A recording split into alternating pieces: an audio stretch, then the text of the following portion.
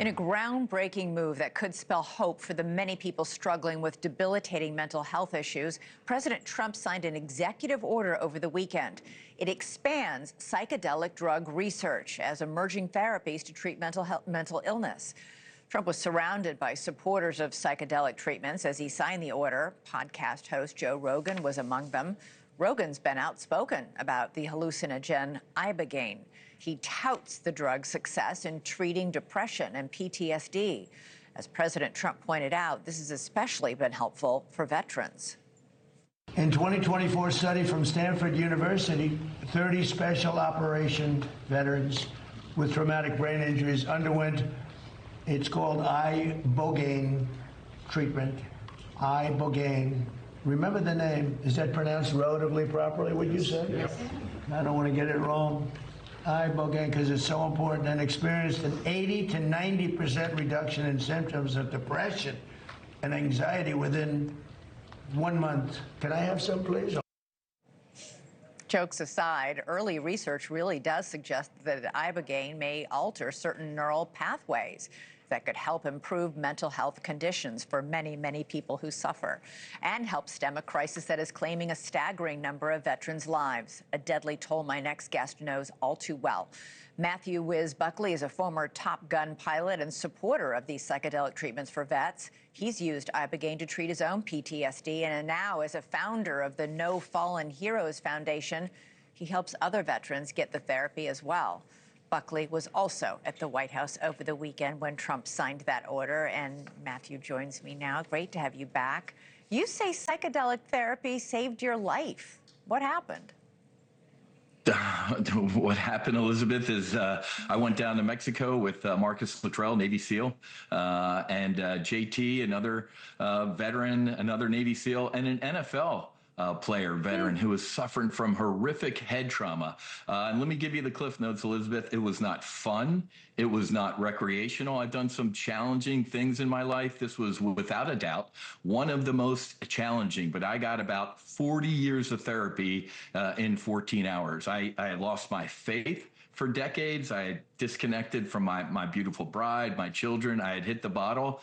Elizabeth, all of that was resolved. I came home and I said, this is how we're going to end veteran suicide. So for the past 5 years, we've been giving grants to veterans, first responders, and their families, because they serve too, to go heal with these powerful compounds. But Elizabeth, imagine having to go to another country to help heal heroes who incurred trauma serving this one. It was infuriating. So yeah, I was there Saturday morning. I had tears in my eyes, and I just, it's been an incredible journey, but this is the beginning of the end. We're just getting warmed up. Yeah, you had said that you went down there for this therapy after your fourth F-18 brother committed suicide, and you said, I was convinced I wasn't too far behind him. I was curious, when you wrote about that incredible 14 hours, which sounds brutal and hard, but you said, it shattered what I thought I knew about myself, God, trauma, and what it truly means to heal. I mean, it sounds extraordinary. I'm a recovering Catholic, and this was the closest I've ever been to God in my life. Elizabeth, what does ego stand for? Edge God out. These powerful compounds, I don't call them drugs. These are medicines. Some people even refer to them as sacraments. They can dissolve that ego. Doesn't get any more ego than a Navy fighter pilot or a Navy SEAL. But on these compounds, you get to see who you truly are without the trauma, without the addiction, without the shame. And Elizabeth, we helped a Navy SEAL who was a breacher, right at the door, explosive. He showed me his brain scans from the VA, and they were dark and gray and black. 3 months after this treatment, it was completely clear.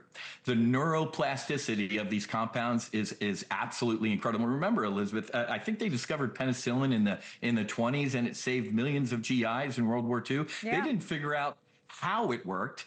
until the 60s. So why don't we attack in parallel, like the president said Saturday morning? We can research over here, but 44 veterans a day are dying. Why don't we do both? Research and keep doing what folks like we in the No Fallen Heroes Foundation are doing. So what's the concern? What's the holdup? I mean, you know, I know if it works for vets like you, if we have this problem with so many vets dying by suicide, you know, why are so many vets like yourself traipsing down to Mexico to get this done? Why is this so slow?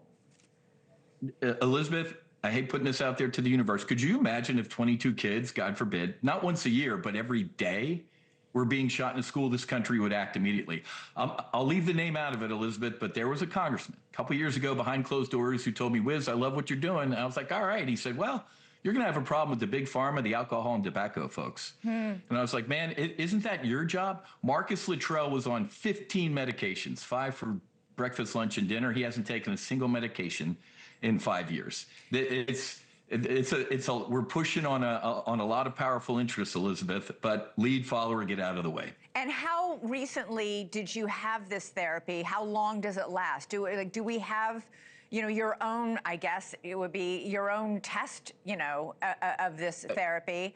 What's the longest period of time somebody's gone on having been helped by this? Or do you have to keep going back and getting it more, like booster shots of it in essence? Anecdotally, Elizabeth, I'd say 80 to 90% of the veterans, first responders, families we've helped are one and done. I don't want to do this again. It was so a lot of one and done, but Rob O'Neill, the Navy SEAL, he was in the Oval Office with us. He said, Mr. President, I had to go back 3 times and now I'm good, because he had a problem with the bottle. Elizabeth, the folks we went with want to do kind of an annual knock the rust off. It's not required, but it's nice to know. But this is not something you want to do again. It's not fun. It's not recreational. It's pretty tough. It's Robert Gallery, the NFL player with a lot of head trauma. He was down for about a day and a half, Elizabeth. Yeah. So this is not, you know, you can be one and done.